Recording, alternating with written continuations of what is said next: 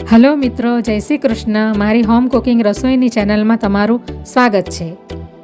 આજે હું એકદમ ટેસ્ટમાં બેસ્ટ અને જોતાં જ મોઢામાં પાણી આવી જાય એવા રેસ્ટોરન્ટ સ્ટાઇલ ગ્રેવીવાળા દૂધીના કોફતાની રેસીપી શેર કરવાની છું.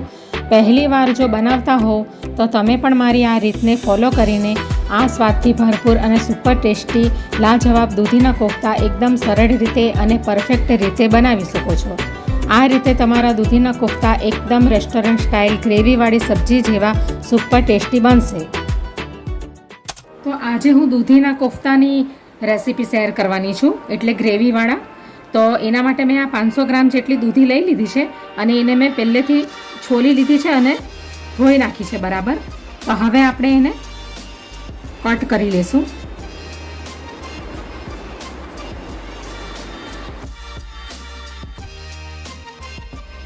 તો દૂધીના કોફતા બનાવવા માટે આપણે દૂધીને પહેલાં છીણી લેવાની છે આવી રીતે.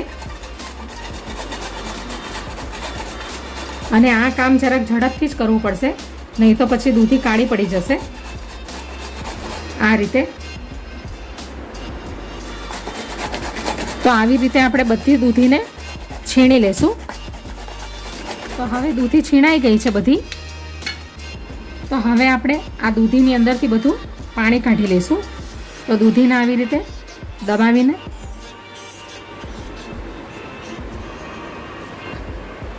નું બધું પાણી કાઢી લેવાનું છે ને કોરી કરી લેવાની છે એકદમ.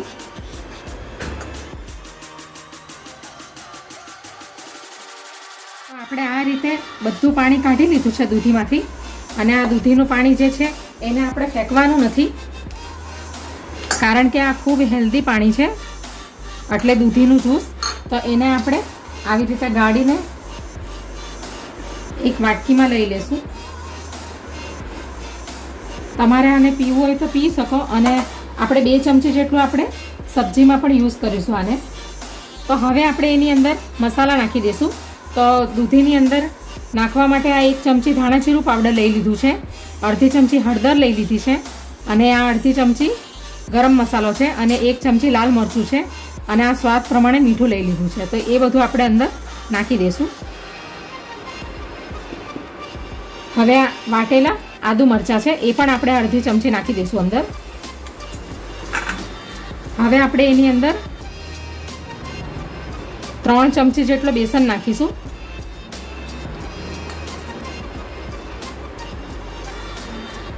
કારણ કે આ કોફતામાં આપણે દૂધીને વધારે યુઝ કરીશું અને બેસનને થોડું ઓછું યુઝ કરીશું. હવે આપણે આ 1 ચમચી અજમો લીધો છે, એ આપણે એને આવી રીતે હાથથી ક્રશ કરીને નાખી દઈશું. હવે આપણે મિક્સ કરી લઈશું.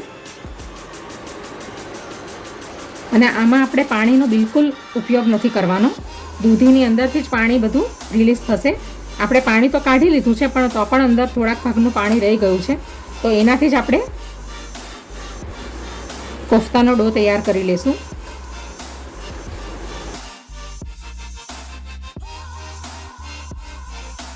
તો હવે કોફતા ફ્રાય કરવા માટે ડો તૈયાર થઈ ગયો છે, એટલે મિશ્રણ તૈયાર થઈ ગયું છે. તો આપણે આવી રીતે એના ગોળ ગોળ કોફતા વાળી ને પછી એને ફ્રાય કરી લઈશું. તો આપણે હવે બોલ્સ વાળી લઈશું. આવી રીતે આપણે હલકા હાથથી એના બોલ્સ વાળવાના છે. હવે આપણે તેલને મીડિયમ ફ્લેમ પર ગરમ કરી લીધું છે. આપણે તેલને બરાબર ગરમ કરવાનું છે.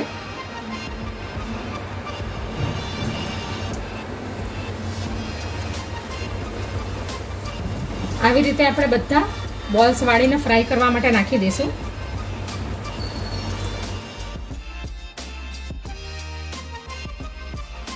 હવે આપણે એને હમણાં ફેરવવાના નથી. હવે આપણે એને હલકા હાથેથી થોડા હલાવી લેશું. હવે બરાબર ગોલ્ડન બ્રાઉન થાય પછી આપણે એને કાઢી લેશું. આને મીડિયમ ફ્લેમ પર આપણે ફ્રાય કરવાના છે, એટલે બરાબર ફ્રાય થઈ જાય, નહીં તો પછી અંદરથી કાચા રહેશે. ધીરે ધીરે એને પલટાવશું આપણે.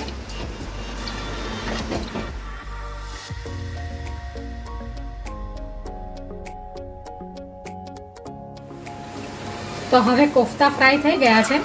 તો હવે આપણે એને એક ડીશમાં કાઢી લઈશું.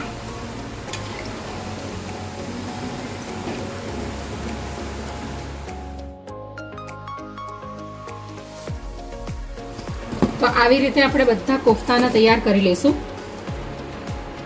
તો મેં કોફતાનું જ્યારે મેં મિશ્રણ તૈયાર કર્યું હતું તો થોડું વધારે લિક્વિડ થઈ ગયું હતું, એટલે મેં એની અંદર 2 ચમચી જેટલો સૂજી નાખી દીધો છે. તમે જ્યારે કોફતાનું મિશ્રણ તૈયાર કરો ત્યારે તમે બરાબર નીચોવીને પાણી બધું કાઢી લેજો, તો ઓછા બેસનમાં તૈયાર થઈ જશે. નહીં તો પછી થોડું બેટર ઢીલું થઈ જશે, તો પછી એની અંદર આ રવો અથવા ચોખાનો લોટ એવું એડ કરવું પડશે. તો દૂધીના કોફતા રેડી થઈ ગયા છે અને એ આવા સોફ્ટ બી બન્યા છે.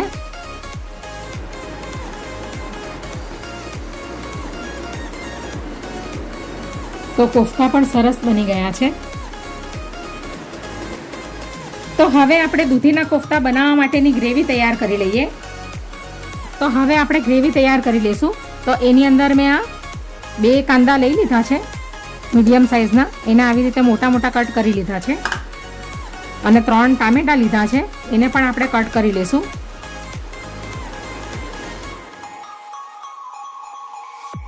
હવે આપણે 8 થી 10 નંગ કાજુ નાખી દઈશું. તમારે પલાળીને નાખવા હોય તો તમે પલાળીને પણ નાખી શકો, ઓપ્શનલ છે. નાખવા હોય તો નાખવાના, નહીં તો પછી સ્કીપ કરી દેવાના. હવે આપણે આને મિક્સીમાં ગ્રાઇન્ડ કરી લઈશું. હવે ગ્રેવી તૈયાર થઈ ગઈ છે. તો આ ટાઈપની ગ્રેવી આપણે બનાવી લઈશું. તો હવે આપણે કોફતાની ગ્રેવી તૈયાર કરી લઈશું. તો કઢાઈ મેં મૂકી દીધી છે ગેસ ઉપર. તો હવે 2 મોટા ચમચા જેટલું ઓઇલ નાખીશું. 2 મોટા ચમચા જેટલું આ.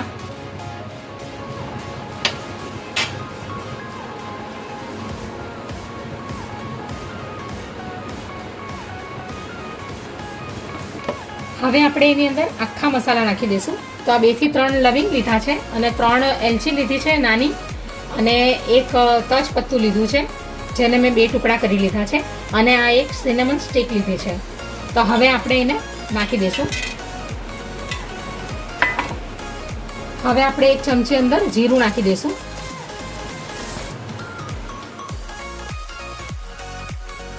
હવે અડધી ચમચી આપણે અંદર હિંગ નાખી દઈશું. 1 ચમચી આદુ મરચાંની પેસ્ટ. હવે આપણે બરાબર એને શેકી લઈશું એટલે એનો કાચો ટેસ્ટ જતો રહે.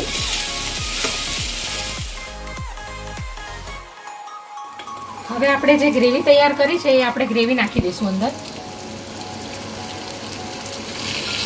હવે આપણે આ જે મસાલો અંદર બધો મિક્સીમાં રહી ગયો છે એ આવી રીતે થોડુંક પાણી નાખીને લઈ લઈશું. હવે આપણે આ ગ્રેવીને બરાબર આપણે શેકાવા દઈશું. હવે સ્વાદ પ્રમાણે અંદર મીઠું નાખી દઈશું. હવે સરસ થિકનેસ આવે એટલા માટે આપણે 1 ચમચી બેસન નાખી દઈશું અંદર. બરાબર મિક્સ કરી લઈશું.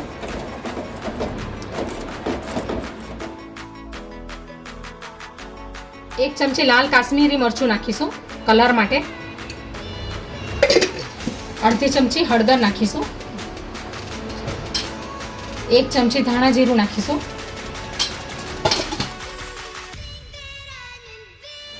હવે 1 ચમચી આપણે ગરમ મસાલો નાખીશું અંદર. હવે આપણે આ ગ્રેવીને 5 મિનિટ સુધી બરાબર શેકાવા દઈશું. જ્યાં સુધી એનું તેલ ઉપર સેપરેટ ન થઈ જાય ત્યાં સુધી આપણે એને શેકાવા દઈશું. હવે આપણે એની અંદર 1 ચમચી જેટલી કસૂરી મેથી નાખી દીધી છે. ફરીથી મિક્સ કરી લઈશું. તમારે એને શેકીને ક્રશ કરીને એનો પાવડર બનાવીને નાખવી હોય તો તમે નાખી શકો, પણ આ રીતે પણ સરસ ટેસ્ટ આવશે એનો. હવે આપણે ઢાંકીને મૂકી દઈશું જ્યાં સુધી એનું તેલ સેપરેટ થાય ત્યાં સુધી.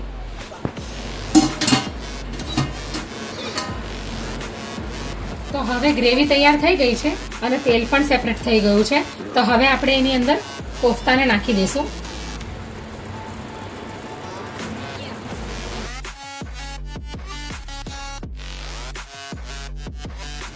હવે આપણે મિક્સ કરી લઈશું.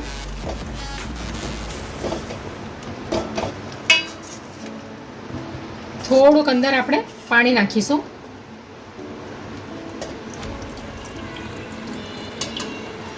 એટલે ગ્રેવી બધી કોફતાની અંદર એબ્ઝોર્બ થઈ જાય. હવે આપણે એની ઉપર થોડા ધાણા નાખી દઈશું.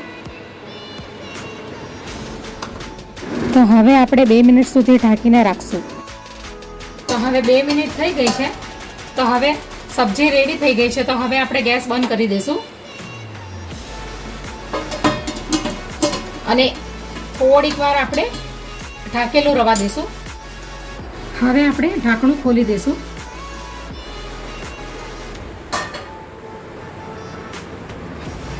તો તૈયાર છે દૂધીના કોફતાની ગ્રેવીવાળી સબ્જી. આને તમે પૂરી સાથે, પરાઠા સાથે અથવા તો ભાતની સાથે પણ ખાઈ શકો. અને નાના છોકરાઓ નખરા કરતા હોય છે દૂધી જોઈને, તો આ બેસ્ટ ઓપ્શન છે. આવી રીતે આપણે રેસીપી તૈયાર કરીશું તો છોકરાઓને પણ ભાવશે. તો તૈયાર છે દૂધીના કોફતાની સબ્જી. હવે આપણે એને પ્લેટમાં સર્વ કરી લઈશું.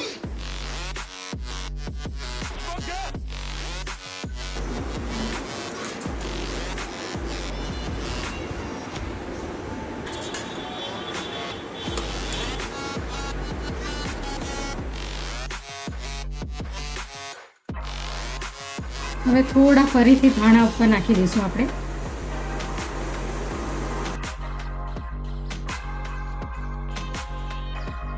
તો તૈયાર છે દૂધીના કોફતાની સબ્જી.